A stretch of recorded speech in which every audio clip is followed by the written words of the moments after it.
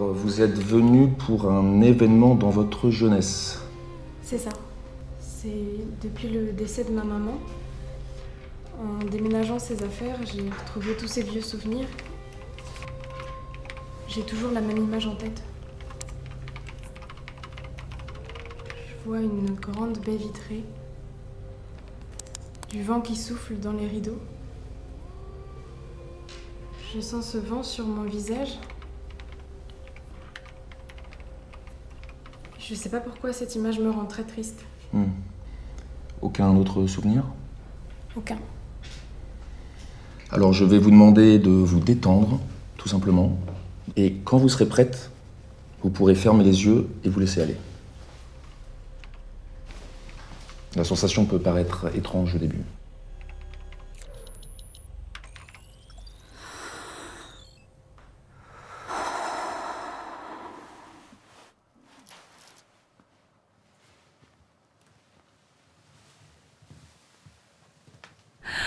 And we're really excited today to be joined by writer-director Alain Kulmburg, who made the beautiful, haunting, stirring short film Madeleine. Thanks for joining us today. How are you going? Thanks again for having me at the festival and for this interview. It's really nice.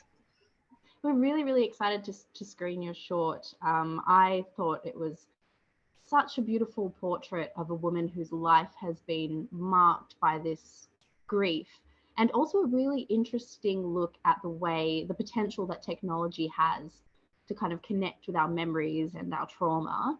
Do you want to tell us a little bit about the film? Sure. So at first I was thinking about this new technology that I had in mind, where you could connect specific memories to objects, because well, I feel like we all have this kind of old suitcase where we store all of our memorabilia and old objects from our youths, and all those tiny objects don't have real value, but they do have emotional value to us specifically.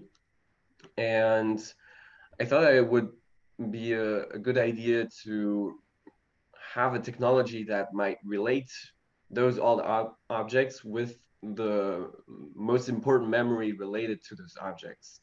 And then I sat down with some friends of mine, and we were thinking about a kind of scenario where this technology would be important. So a technology that would bring back important memories would be important for Alzheimer's disease, for example, but could also be really important in specific cases of post-traumatic amnesia. And this is where I wanted to go with this story, because I think it was an original take for me at that time to talk about memory and post-traumatic amnesia, because yeah, a lot of things can happen at that time. And yeah, so this is how I kind of came up with this idea of telling the story of this young woman who brings back those memories by touching those specific objects. Yeah. Yeah, did you have to undertake a lot of research and development of the project, or how did you go about it? So I first got really interested in memory. So I read a lot about memory in general, like reading Freud about this, or also, well, the name of the film Madeleine is inspired by Marcel Proust's stories, because there is a moment in one of his stories where the narrator has a reminiscence by smelling and eating a French pastry called Madeleine, and this is where everything comes back to him. And it was a reference to that. So I did a lot of research about that, but I also asked some of my friends if things like this happened to them. And it was interesting because I had a friend who had to go through grief, and she told me that all the events after the event happened were really blurry and really difficult to remember. So I found that this was an interesting starting point for me for this story, because uh, in some events of grief, memory is really difficult to recollect to the person, and I really wanted to start from there with this story, and yeah. That's fantastic. I had no idea watching it that it was a Proust story. That's in Swan's Way, right? A reference to Swan's Way. Yeah, exactly. Did you have any specifically science fiction influences? Any books or films or any other kind of sci-fi art that influenced this film as well? Sure. Well, I read a lot of Philip K. Dick's books and novels. I feel like he has a really interesting point of view with on technology in general, but also on our own mind and psychology, how we work with this. And at that time, I was really inspired by Michel Gondry's Eternal Sunshine of the Spotless Mind, which is interesting because his story in the film is kind of the opposite of my own film, because Michel Gondry's film talks about the technology that helps people forget about people and about memory, whereas for me it's more about remembering those moments and those people. So I was really inspired by this film, but also by Netflix TV series Black Mirror, which is really famous, and yeah, it really got to me because also it talks a lot about technology and its consequences on people, on psychology also in general. And for the first person views, like first person view shots in general, I was really interested in making something not similar but maybe reference to Gaspar Noé's Into the Void, where there are sequences where there are first person view shots, and it's uh, it's a really interesting take about spirituality, about life, and also about memory in general. So yeah. Yeah, that's an incredible array of different kind of influences in the film, and I think it comes through in a really beautiful way. Thank you. Can you let us know in the life cycle of making your film, what was the very best day that you had?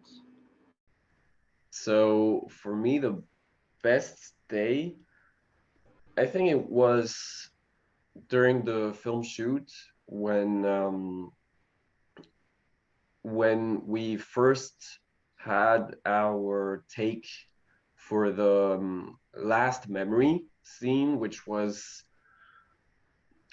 for us a lot of preparation, a lot of rehearsals with the children, and we really didn't know if it was going to work. So it was a difficult bet.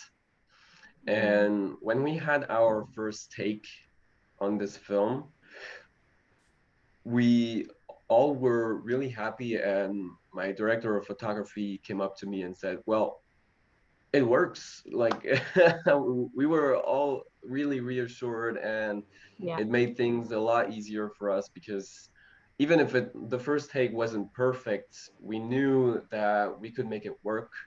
And we were all scared in the beginning that this scene would not, like, yeah, work at all, but it actually did. So it made us all like breathe out calmly, Yeah. and yeah, that was a good moment for me. Was it a challenge to work with children? Because you often get warned about filming with children. Well, yeah, actually, it's not that easy. Like it's not as it's not as difficult as we might think. It's just that for us, we had a lot of rehearsals before the shoot. I had 4 to 5 or 6 rehearsals with the children before, because I know that when I do a shoot with kids, their patience and their energy can be reduced very quickly. And during the shoot, actually, this is when I noticed that it was also a challenge in terms of organization, because um, when your kid actor gets tired, or doesn't have the energy or the patience anymore to shoot the film, then that was your last take, because you're not gonna get any more from them at that time.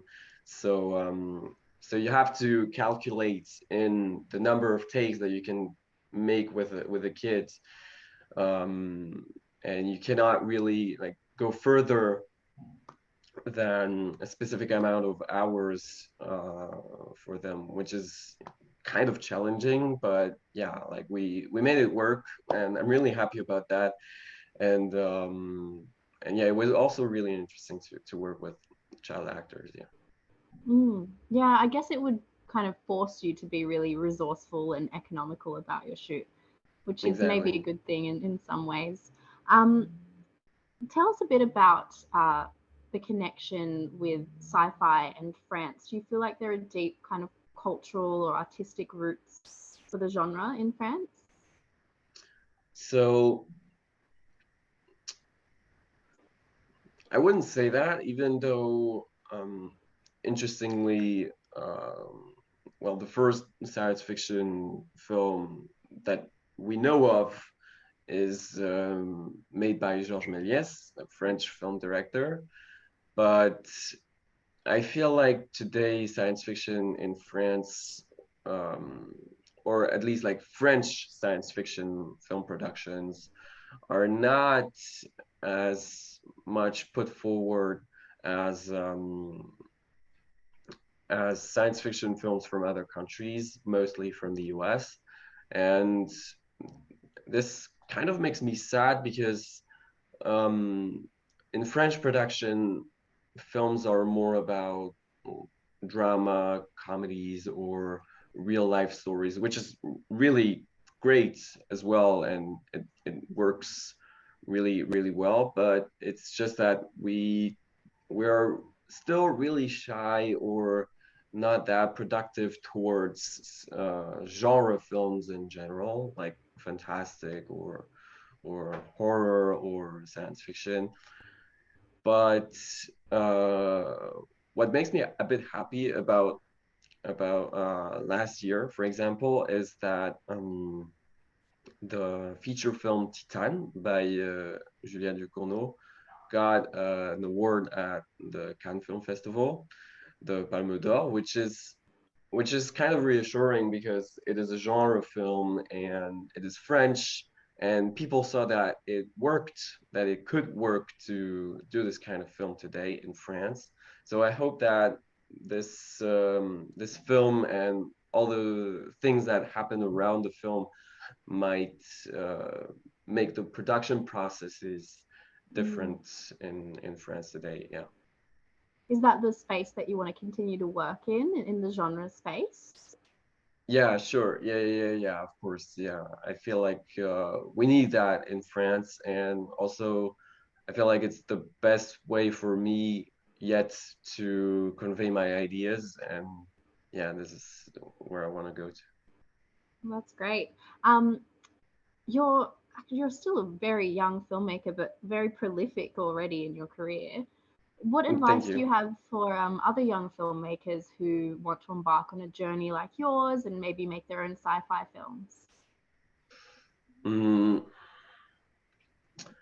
Well, I would say, well, it's easy for me to say that, but I would say to not give up.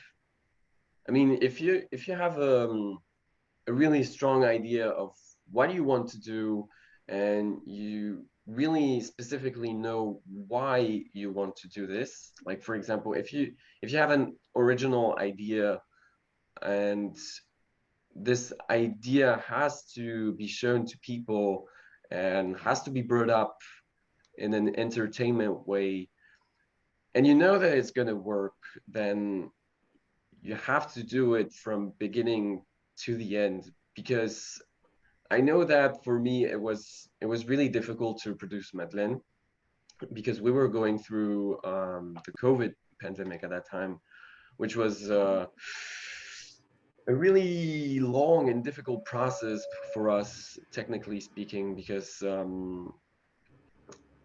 we had to go through a lot of restrictions, through a lot of people who refused to work with us or to give us spaces to work in, and even like people from my team got COVID before the shoot, so we had to postpone it. So it was really daunting in terms of organization, but I knew that I really wanted to do this film. And so thing is, like, if you're really strongly convinced by your film idea, then you just have to go right up to the end. And yeah, well, the second advice that I would give to the person is to it's also easy for me to say that, but it's to be around people who believe in this idea as much as you are. Because I was really lucky to have a full team of people who were um, as confident in this film as I was, and who believed in the idea as much as I, sorry. And it makes the working process way easier when you have people around you who believe in this project as much as you. So yeah.